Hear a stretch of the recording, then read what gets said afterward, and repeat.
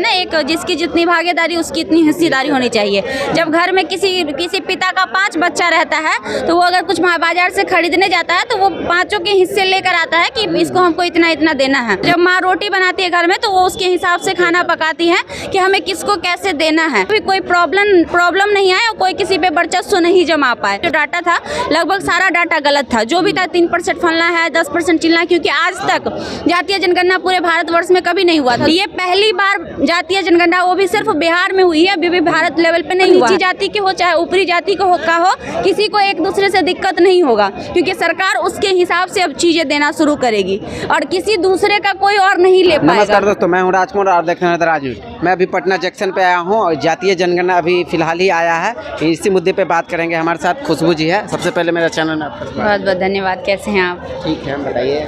जातीय जनगणना आ गई, होना जातीय जनगणना जरूरी था और कम से कम लोगों को आज ये पता चल गया कि हमारे बिहार राज्य में कुल कितनी जातियां हैं और सबसे बड़ी बात कि किस जाति का कितना परसेंटेज है। अब क्या होगा ना कि अगर सीटें आवंटित की जाएगी तो कम से कम सही मायने में किया जाएगा कि उसके हिसाब से किया जाएगा कि किस जाति को कितनी सीटें देनी चाहिए। क्योंकि इससे क्या होता था ना कि किसी को भी कहावत है ना, एक जिसकी जितनी भागीदारी उसकी इतनी हिस्सेदारी होनी चाहिए।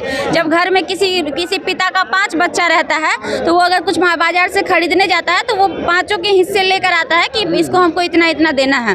लेकिन पता ही नहीं होगा कि हमारे घर में कितने बच्चे हैं और क्या हैं, तो उसके हिसाब से कैसे लाएगा। तो सिर्फ बच्चा ही नहीं, बच्चे के साथ साथ उम्र भी जानना जरूरी होता है, क्योंकि छोटा बच्चा 2 रोटी खाता है और बड़ा बच्चा 4 रोटी खाता है। तो जब माँ रोटी बनाती है घर में तो वो उसके हिसाब से खाना पकाती है कि हमें किसको कैसे देना है। तो कहीं ना कहीं हमारी सरकार भी ये दायित्व बनता है कि हमारे बिहार राज्य में जिस जाति के जितने लोग हैं उसको उसके हिसाब से चीज़ें मिलनी चाहिए, ताकि किसी को भी कोई प्रॉब्लम नहीं आए और कोई किसी पे वर्चस्व नहीं जमा पाए।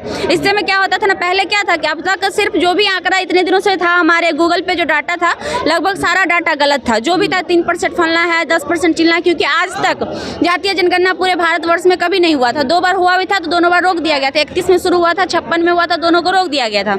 ये पहली बार जातीय जनगणना, वो भी सिर्फ बिहार में हुई है, अभी भी भारत लेवल पे नहीं हुआ है। जैसे अब महिला आरक्षण को लेकर आज सवाल उठ रहा है कि महिला आरक्षण तो किया जा रहा है, लेकिन किस महिला को कितना, किस जाति को कितना आरक्षण दिया जाएगा, इस पर सवाल खड़ा हो रहा है। तो कहीं ना कहीं जातीय जनगणना सिर्फ बिहार में ही हुआ, हमें लगता है पूरे देश में भी होनी चाहिए, जिससे सरकार को कल को ये कंफ्यूजन नहीं रह जाएगा कि हमें किस जाति को कितना सीटें आवंटित करना है, ताकि हर जाति की महिलाएं हो, चाहे पुरुष हो चाहे बच्चे हो, उनको उनके हिसाब से चीज़ें मिल पाए। क्योंकि आप जानते हैं कि अभी भी हमारे देश में जैसे बिहार का आंकड़ा निकला, एक छोटा सा एग्जांपल हम आपको बताते हैं कि लगभग 85% जो है ओबीसी है, सारे हैं अदर, और 15% जनरल हैं। तो उसके हिसाब से अब ओबीसी को हर जगह सीटें मिलेगी, आरक्षण या सीटें मिलेगी, उसके हिसाब से दिया जाएगा। हाँ, तो अब क्लियर हो गया है। तो जो भी है, चाहे वो नीची जाति के हो चाहे ऊपरी जाति का हो, किसी को एक दूसरे से दिक्कत नहीं होगा, क्योंकि सरकार उसके हिसाब से अब चीजें देना शुरू करेगी और किसी दूसरे का कोई और नहीं ले पाएगा, क्योंकि अब उसके हिसाब से काम होगा। तो हमें लगता है ये बहुत खुशी की बात है हमारे लिए और होनी भी चाहिए थी, बहुत ज़रूरी था।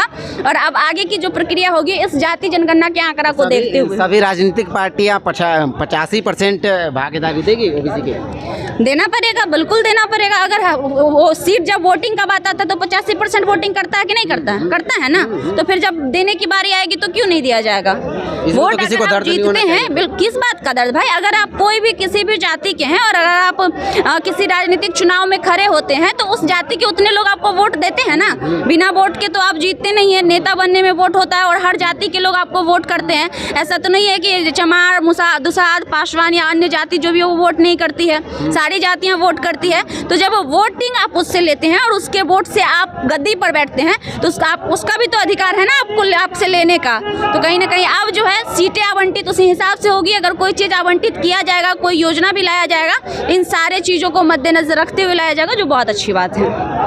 ये थी हमारे साथ खुशबू जी, जिन्होंने जातीय जनगणना को लेकर बताया कि 85% ओबीसी की है, जो उनकी आबादी उतनी है, जितनी आबादी है उतनी उनकी सीट मिलनी चाहिए।